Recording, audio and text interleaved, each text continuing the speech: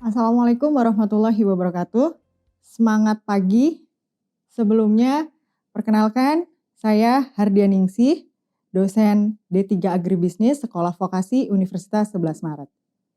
Pada pertemuan kali ini, saya akan membahas sedikit secara ringkas tentang mata kuliah pemuliaan tanaman.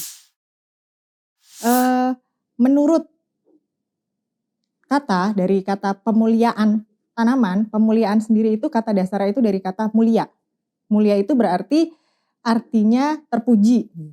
Jadi ketika ada penambahan imbuhan pe dan an sehingga jadi kata pemuliaan itu berarti memiliki arti menjadikan mulia atau terpuji.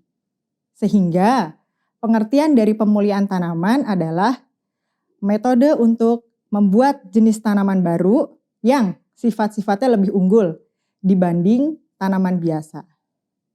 Jadi tanaman ini dibuat lebih terpuji gitu. Orang menganggapnya dia lebih mulia atau lebih terpuji karena sifat-sifat unggul yang tadi.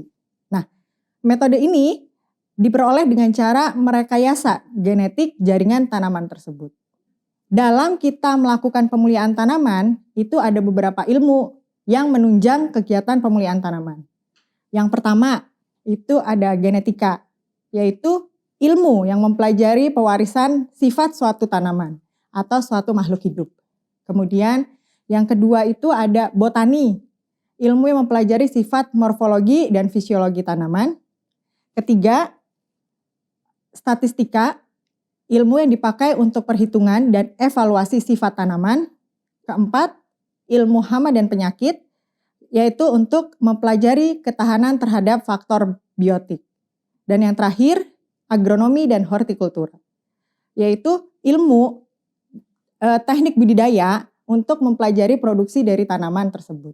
Adapun tujuan dari kegiatan pemuliaan tanaman yaitu satu, untuk mendapatkan tanaman yang berdaya, hasil tinggi dan adaptif. Kemudian kedua, mendapatkan tanaman yang tahan terhadap cekaman biotik dan abiotik. Dan yang ketiga, mendapatkan tanaman yang berkualitas baik. Jadi kemungkinan rasanya lebih manis, proteinnya lebih tinggi, kemudian lemaknya lebih rendah, seratnya lebih tinggi, warnanya lebih menarik atau ukurannya bisa lebih kecil atau lebih besar. Gitu. Sedangkan ada tujuan yang keempat, yaitu untuk mendapatkan tanaman yang mempunyai nilai estetik. Nilai estetik ini atau memiliki nilai keindahan. Nah, dalam melakukan pemuliaan tanaman, tujuan kita yaitu sudah tentu hasil optimal. Nah, dalam hasil optimal ini diperlukan teknik bercocok tanam, kemudian teknik bercocok tanam yang baik ya, terus kemudian adalah peningkatan sifat dari tanaman itu sendiri. Dalam mencapai hasil optimal ini, pemuliaan tanaman itu memerlukan 4. Yang pertama itu keragaman genetik. Yang kedua, sistem logis dalam pemindahan dan fiksasi gen. Kemudian yang ketiga, konsepsi dan tujuan atau sasaran yang jelas, jadi apa yang mau diciptakan. Kemudian yang keempat, mekanisme penyebar luasan hasil kepada masyarakat. Jadi ketika pemulihaan tanaman ini sudah berhasil dilakukan, itu harus ada mekanisme atau regulasi agar sampai ke tangan masyarakat. Keragaman genetik. Jadi kalau tanaman itu ada tanaman buah, kemudian ada tanaman buah sendiri ada pisang, mangga gitu ya. Pisang sendiri ada pisang Ambon, kemudian ada pisang susu misalnya, terus kemudian kalau mangga pun ada mangga arum manis, kemudian ada mangga mana lagi. Terus kalau mawar itu ada yang berwarna merah, putih, hijau gitu. Begitu juga dengan binatang, kemudian manusia ada wanita laki-laki. Itu merupakan variasi dari genetik.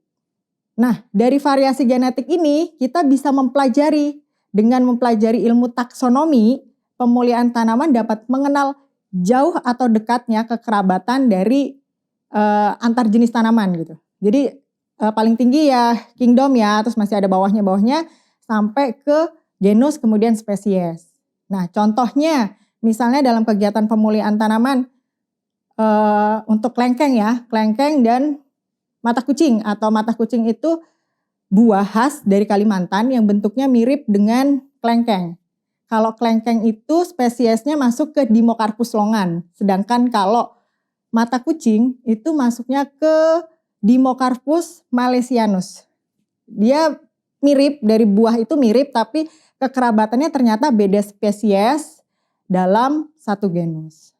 Tadi keanekaragaman genetik itu mempengaruhi plasma nutfah. Plasma nutfah itu nanti karena tadi banyak itu jadi koleksi plasma nutfah. Nah, nanti ada koleksi itu ada bank plasma nutfah, kemudian ada pusat-pusat gen, dan ada keragaman tanaman. Nah, karena tadi keanekaragaman yang ada di alam ini, plasma nutfah ini, sumber daya alam itu berdasarkan keberadaan itu dibagi 3. Yang pertama itu dapat dipulihkan, contohnya tanah, air, hutan gitu ya. Terus yang kedua itu tidak dapat dipulihkan seperti pertambangan, gas, minyak gitu. Dan yang ketiga tidak akan habis. Contohnya itu ada sinar matahari, kemudian energi pasang surut, udara gitu, dan lain-lain. Plasma nutfah ini atau sumber daya alam ini yang ada di alam itu dimanfaatkan dalam bidang pertanian. Salah satunya itu sumber daya genetik spesies liarnya itu bermanfaat misalnya sebagai sumber gen ketahanan terhadap hama dan penyakit. Kemudian dipakai untuk perbaikan varietas tanaman hutan misalnya. Dan yang ketiga misalnya peningkatan produksi melalui biofertilizer gitu misalnya. Nah, pengendalian hama terpadu juga bisa dimanfaatkan yang ada di alam ini. Contohnya jamur Metarhizium itu bisa dan Beaveria bassiana itu dapat mengendalikan lokus migratori dan belalang. Belalang itu Phalaenga nigricornis. Nah, tadi sumber daya alam yang ada di alam ini tidak hanya dimanfaatkan oleh bidang pertanian, ada juga bidang farmasi, kemudian ada juga yang dipakai sebagai indikator perubahan lingkungan. Seperti misalnya ditemukannya toksik efek pada spesies, bukan target seperti tiram Eropa. Nah, ini menimbulkan perubahan peraturan menggunakan timah tributil sebagai antifolim agen untuk cat dan bungkus di laut gitu. Misalnya seperti itu. Dalam pelestarian plasma nutfah ada 2 cara. Yang pertama in situ. Contohnya itu cagar alam atau daerah terlindungi. Jadi dia koleksi tanaman hidup yang bersifat pasif. Kemudian penanganannya itu koleksinya jangka panjang. Gitu. Jadi meliputi pengawasan dan pengelolaan plasma nutfah yang belum diusahakan gitu. Dilaksanakannya itu di hutan, savana, stepa, dan cocok untuk jenis-jenis liar. Sedangkan kalau untuk yang kedua, cara kedua yaitu pelestarian ex situ.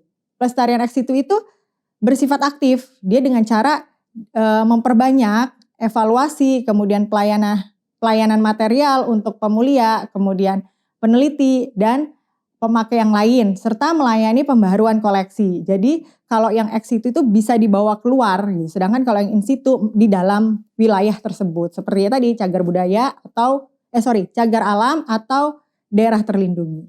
Nah, tadi sudah disinggung tentang plasma nutfah yang ada di alam ya.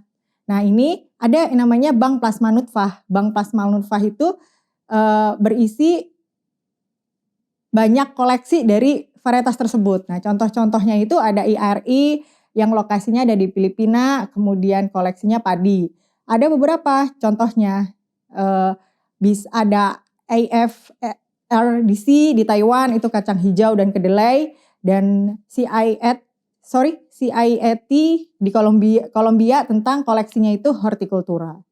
Setelah ada bank plasma nutfah, kita juga punya pusat-pusat gen. Menurut Vavilov, teorinya itu ada 8 pusat gen ya. Itu ada China Center, kemudian Indian Center, Indo-Malayan Center, Near Eastern Center, kemudian selanjutnya ada yang pokoknya paling terakhir itu urutan ke-10 ada Brasilia Paraguayan Center. Nah, ini dalam prosesnya kita butuh namanya variasi gen. Jadi dalam plasma nutfah itu tuh ada bahan pemuliaan. Ada bahan pemuliaan kemudian yang bisa dirakit menjadi varietas baru. Dalam plasma nutfah itu ada jenis liar, terus lokal, galur harapan, varietas yang sudah ada, kemudian mutan dan hasil persilangan.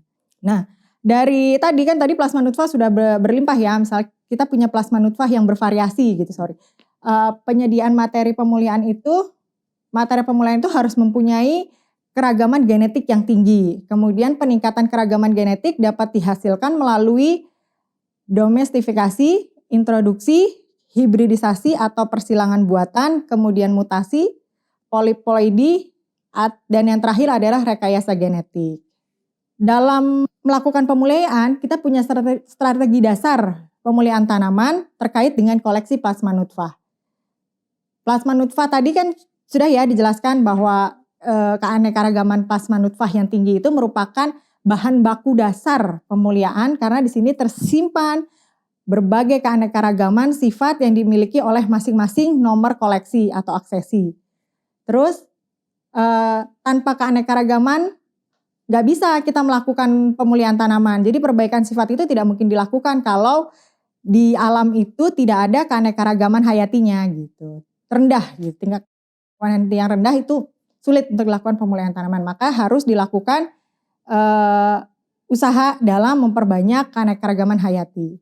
Kemudian usaha pencarian plasma nutfah itu paling pertama itu kita harus melakukan identifikasi atau karakterisasi yang juga ini berarti harus eksplorasi ke daerah tempat-tempat yang secara tradisional itu menjadi keanekaragaman hayati tertentu ini. Jadi contoh seperti tadi mata kucing ya, mata kucing itu hanya tumbuh di Kalimantan, di Mocarpus malaysianus. Nah itu bisa dilakukan, kedepannya bisa dilakukan untuk pemulihan tanaman mata kucing, perbaikan yang mungkin nanti bisa dihasilkan mata kucing yang adaptif tumbuh di luar dari Kalimantan.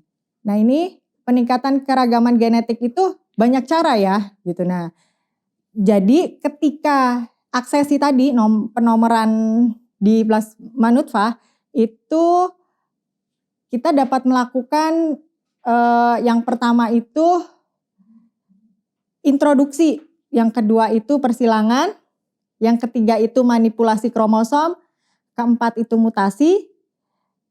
Mutasi pun bisa dilakukan dengan pemaparan radioaktif atau bahan kimia. Bahan kimia yang biasa dipakai dalam kegiatan mutasi yang dapat dengan mudah kita temukan yaitu contohnya kolkisin.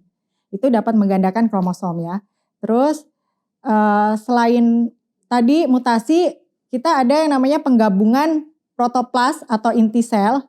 Kemudian ada manipulasi urutan gen, transfer gen, dan manipulasi regulasi gen.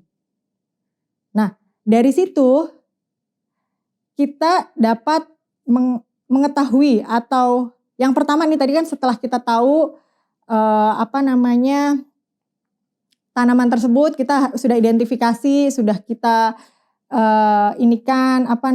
eksplorasi, sudah baik secara morfologi, kemudian secara genetik, kita tahu baru dilakukan tindakan mana yang tepat terhadap pemulihan tanamannya. Untuk keterangan selanjutnya bisa didapat apabila kuliah dengan saya pemulihan tanaman. Untuk pertemuan kali ini saya cukupkan sampai di sini.